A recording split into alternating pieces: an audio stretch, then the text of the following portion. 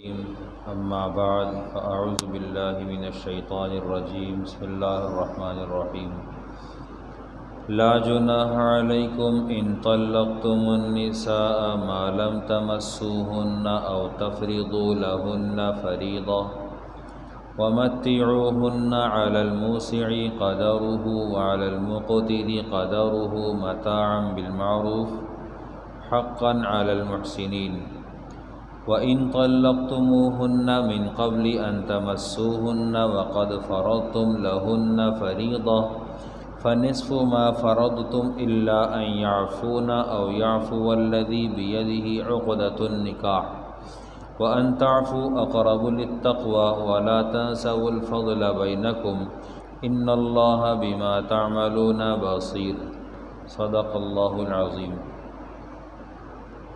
لا جناح علیکم، تمہارے اوپر کوئی حرج نہیں ہے، ان طلقتم النساء، اگر تم نے طلاق دی عورتوں کو، ما لم تمسوہن، جبکہ تم نے ان کو چھوا نہیں تھا، او تفرضوا لہن فریضہ، یا ان کا مہر مقرر نہیں کیا تھا، ومتعوہن، انہیں متع دے دو، علی الموسع قدرہ، صاحب وسعت پر اس کی حیثیت کے مطابق، وعلی المقتر قدرہ، اور تنگ دست پر اس کی حیثیت کے مطابق، متاعا بالمعروف، سامان ہے نیکی کے ساتھ، عمدگی کے ساتھ، حقا علی المحسنین، حق ہے نیکوکاروں پر۔ وَإِن طَلَّقْتُمُوهُنَّ، اور اگر تم نے ان کو طلاق دے دی، من قبل ان تمسوهن، اس سے پہلے کہ تم نے ان کو چھوا ہو، وقد فرضتم لہن، اور تم نے مقرر کیا تھا ان کے لیے، فریضۃ، مہر، فنصف ما فرضتم، پس آدھا جو تم نے فرض کیا تھا، الا ان یعفون، مگر سوائے اس کے، مگر یہ کہ وہ معاف کر دیں، او یعفو الذی، وہ سے مراد عورتیں معاف کر دیں، او یعفو الذی بیدہ عقدۃ النکاح، یا وہ معاف کر دیں جس کے ہاتھ میں ہے نکاح کی گرہ، وَأَن تَعْفُوا أَقْرَبُ لِلتَّقْوَى، اور تم معاف کر دو، یہ زیادہ قریب ہے تقوی کے، وَلَا تَنسَوُا الْفَضْلَ بَيْنَكُمْ، اور نہ بھولو آپس میں مہربانی کو، إِنَّ اللَّهَ بِمَا تَعْمَلُونَ بَصِيرٌ، بے شک اللہ جو تم کرتے ہو اس کے دیکھنے والا ہے۔ یہاں سورہ بقرہ کی آیت نمبر 236 اور 237 میں اللہ سبحانہ و تعالی نے طلاق کے احکامات میں دو طرح کی عورتوں کا ذکر کیا ہے۔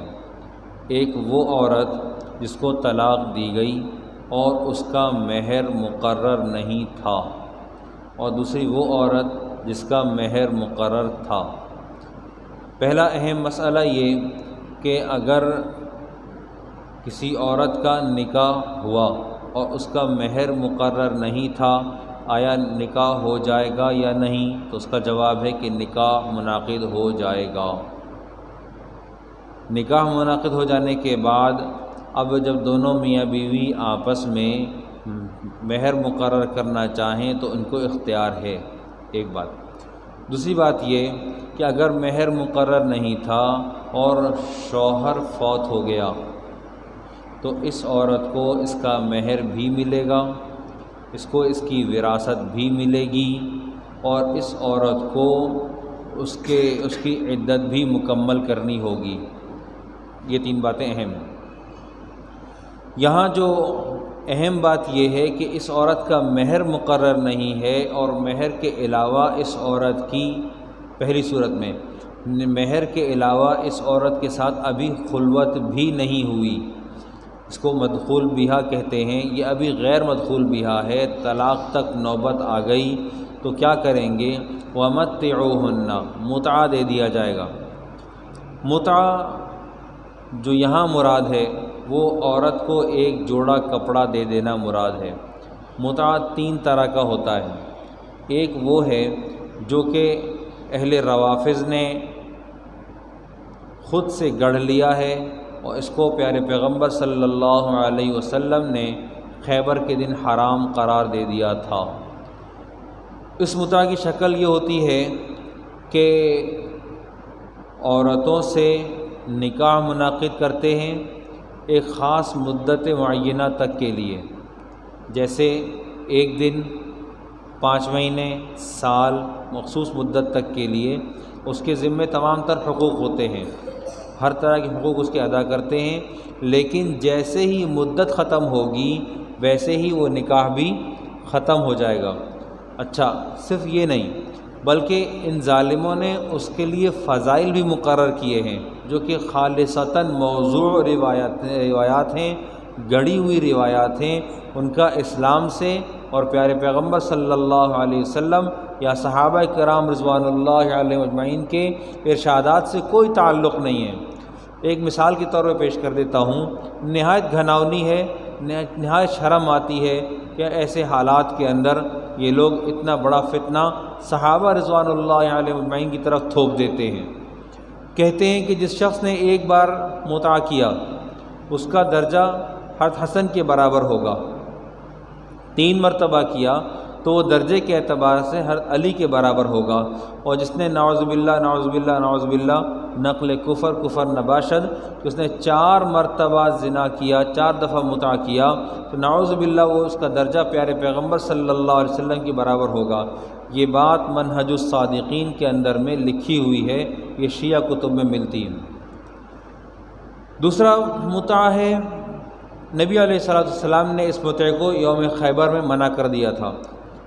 یوم خیبر میں نبی علیہ السلام نے منع کیا لحوم الحمر الاہلیہ سے، پالتو گدھوں کے گوشت سے اور متع سے۔ اچھا جی، دوسرا متع ہے حج والا۔ یہ حج والا متع کیا چیز ہے؟ ایک آدمی نے پاکستان سے احرام باندھا، حج کے موسم میں وہاں گیا، عمرہ ادا کرنے کے بعد احرام کھول لیا، اب وہ اپنے سادہ کپڑوں میں، اپنے جو اس کے چلنے پھرنے کے اٹھنے بیٹھنے کے عام حالات کے کپڑے ہیں، جیسا کہ عام طور پہ کراچی میں پہنا کرتا تھا، انہی کپڑوں میں رہے گا، اور پھر جب حج کے دن آئیں گے تو دوبارہ 7 تاریخ کو یا 6 تاریخ کو احرام باندھے گا، مکہ مکرمہ سے احرام باندھے گا، اور پھر اس کے بعد وہ منا چلا جائے گا، حج کے احکامات کو ادا کرے گا۔ یہ تمتع کہلاتا ہے، یہی متع کہلاتا ہے، یہ متعۃ الحج ہے۔ تیسرا جو ہے وہ متعۃ النکاح ہے۔ وہ متعۃ النکاح یہ والا ہے کہ ایک آدمی نے بیوی کو چھوا نہیں تھا، اس کا مہر مقرر نہیں تھا، اس عورت کو طلاق دے دی، تو ایسی صورت میں اس کو متع دے گا، یہ متعۃ النکاح ہے۔ دوسری آیت نمبر 237 ایسی عورت کے بارے میں بات کر رہی ہے کہ اس کو طلاق دے دی گئی صحبت سے پہلے، خلوت صحیحہ ثابت ہونے سے پہلے، لیکن بات یہ ہے کہ اس کا مہر مقرر تھا، وَقَدْ فَرَضْتُمْ لَهُنَّ فَرِيضَةً، اس عورت کا مہر مقرر تھا۔ اب کیا ہوگا؟ استعمال تو کیا نہیں۔ مہر در حقیقت یہ ملک بضع کا بدل ہے۔ ملک بضع استمتاع کی جگہ، کھیتی کا بدل ہے۔ اب معلوم ہوا کہ جی اس کا کچھ بھی وضع نہیں تھا، پہلی والی عورت تھی وہ، اس عورت کا جو کہ دوسری والی عورت ہے اس کا وضع شدہ تھا، طے کر لیا تھا کہ تم کو 1000 دینار، 1000 درہم یا پاکستانی 1 لاکھ روپیہ تمہارا مہر ہے۔ لیکن کیا ہوا کہ خلوت صحیحہ ثابت ہونے سے پہلے اس کو طلاق دے دی گئی، ختم ہو گئی بات۔ اب کیا ہوگا کہ 50,000 روپے اس عورت کا حق ہے، نصف مہر اس عورت کا حق ہے۔ فَالنِّصْفُ مَا فَرَضْتُمْ إِلَّا أَن يَعْفُونَ أَوْ يَعْفُوَ الَّذِي بِيَدِهِ عُقْدَةُ النِّكَاحِ، سوائے اس کے مگر کہ وہ عورت خود معاف کر دے، وہ عورتیں وہ خود سے معاف کر دیں کہ جی ہمیں یہ والا جب تم لے ہی نہیں رہے ہو، نکاح میں رکھ ہی نہیں رہے ہو، تم نے ہماری توہین کی ہے، تم نے ہمیں رد کر دیا ہے، ٹھیک ہے، تم پھر یہ پیسے بھی اپنے پاس رکھو، نہیں چاہیے، ٹھیک ہے، خلاص۔ یا یہ کہ وہ آدمی اس کا جو ولی تھا، او یعفو الذی بیدہ عقدۃ النکاح، جس کے ہاتھ میں نکاح کی گرہ ہے، وہ آدمی معاف کر دے، وہ کہے کہ جی آپ نے نکاح نہیں رکھا، ہم آپ کے پیسے سے کیا کریں، اور یہ پیسہ کتنے دن چلے گا، لہٰذا میں اس کو معاف کرتا ہوں، مجھے نہیں چاہیے۔ وہ معاف کرتا ہے، ٹھیک ہے، معاف کر دے، درست ہے، لیکن قرآن پاک کہتا ہے وَأَن تَعْفُوا أَقْرَبُ لِلتَّقْوَىٰ، تم مہر ادا کر چکے تھے، تم نے 1 لاکھ مہر ادا کیا تھا، تم نے وہ سارا کا سارا چھوڑ دیا۔ وَأَن تَعْفُوا أَقْرَبُ لِلتَّقْوَىٰ، مرد کے پیر کو حق سبحانہ و تعالی نے اوپر رکھا ہے 2 باتوں میں۔ نمبر 1 بات إِلَّا أَن يَعْفُونَ، وہ عورتیں خود معاف کر دیں، یا أَوْ يَعْفُوَ الَّذِي بِيَدِهِ عُقْدَةُ النِّكَاحِ، وہ آدمی معاف کر دے جس آدمی کے توسط سے، جو آدمی ولی بن کر آیا تھا، جس نے نکاح کو منعقد کیا تھا، وہ آدمی منع کر دے، جو کہ ولی کی حیثیت سے تھا، اس نے منع کر دے نہیں چاہیے مہر، خلاص معافی مشکلات۔ یہی آدمی اپنے ساتھ جب اس بچی کے مہر کے بارے میں بات کر رہا ہے، تو اگر شوہر یہ کرتا ہے کہ وَأَن تَعْفُوا أَقْرَبُ لِلتَّقْوَىٰ، کہ تم معاف کر دو، یہ زیادہ بہتر ہے۔ قرآن پاک کہتا ہے وَلَا تَنْسَوُا الْفَضْلَ بَيْنَكُمْ، یہ ہمارے لیے ایک بڑی عجیب اور قیمتی نصیحت ہے قرآن پاک کی، اور ہماری معاشرتی اقدار کے 100% خلاف ہے۔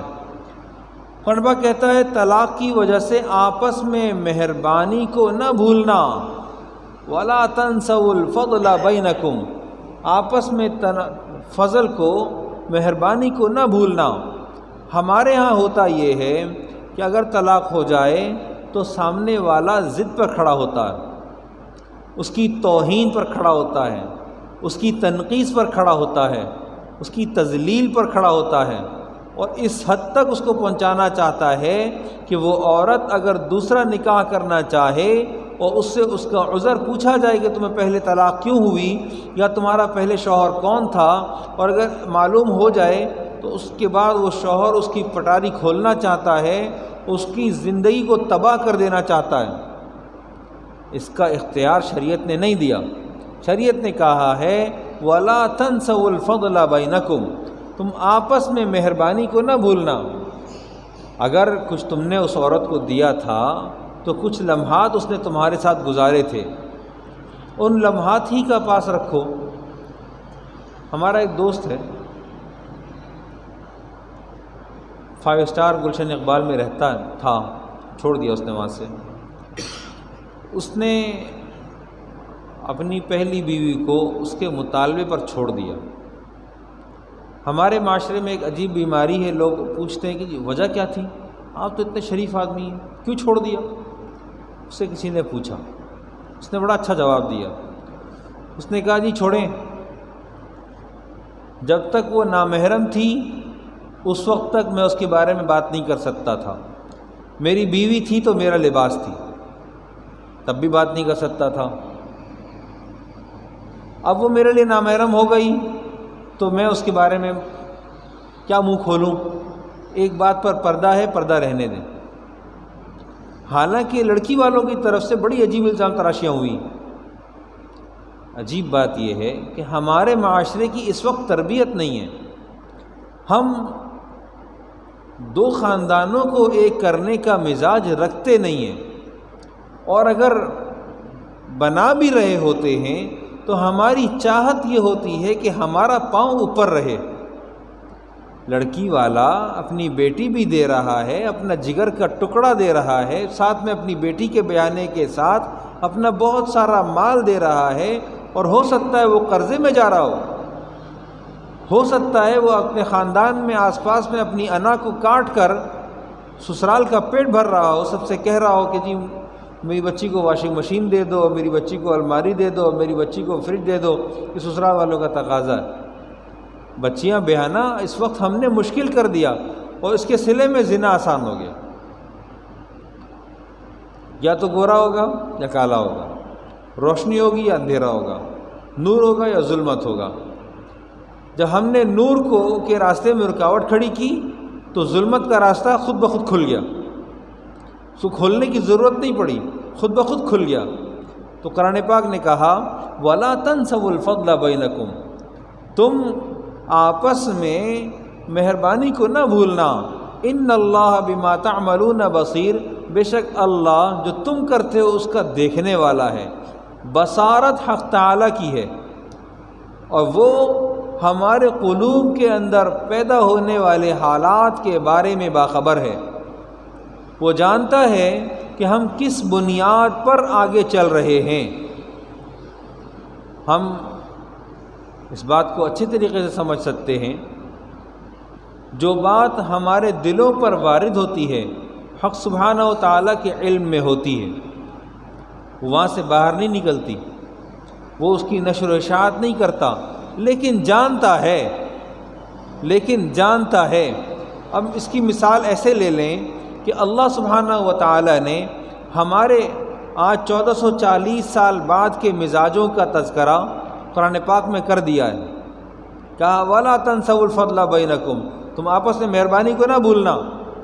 نکاح ختم کر رہے ہو، رشتہ ختم کر رہے ہو، جوڑ ختم کر رہے ہو، خالہ زاد سے شادی تھی، خالہ کو ساتھ میں قتل کر رہے ہو، رشتہ ختم ہو رہا ہے۔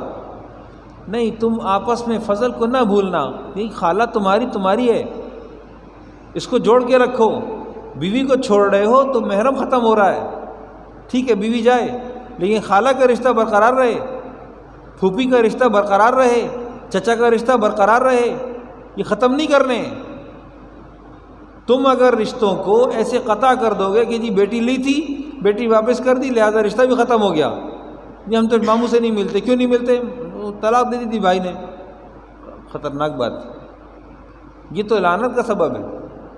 اللہ سبحانہ و تعالیٰ نے آپس کی مہربانی کو حق قرار دیا ہے، اور ایسے ماحول میں جس زمانے میں وہ وقت تھا کہ میں نے گزشتہ کل بھی واقعہ بیان کیا تھا معقل بن یسار رضی اللہ تعالیٰ عنہ والا، کہ ان کی بہن کی عدت مکمل ہو گئی، اور عدت کی تکمیل کے بعد انہوں نے دوبارہ سے رشتہ بھیج دیا۔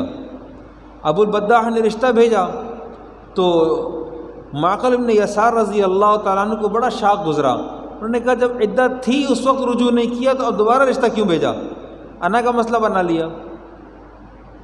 اللہ سبحانہ تعالیٰ نے آیات اتار دی، اجازت دے دی، رکاوٹ بننے سے منع فرمایا۔ کیا ہوا جی؟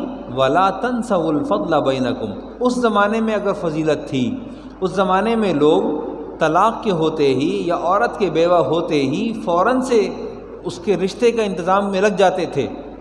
4 ماہ 10 دن بیوہ کی عدت گزری، فوراً رشتے آنا شروع ہو گئے، فوراً سے فکر لگ گئی کہ اس عورت کو اب بیانا ہے، کھپانا ہے، اس کو آزاد نہیں چھوڑنا ہے۔ اور اس وقت میں ایک عورت اگر 2 شادیاں کر چکی ہو تو اس کے لیے تیسری کا تو تصور ہی نہیں ہے، ناممکن ترین بات ہے۔ اور اگر شاذ و نادر وہ کام ہو جائے تو کیا کہا جائے گا؟ یہ تو گھر بسانے والی عورت ہی نہیں ہے،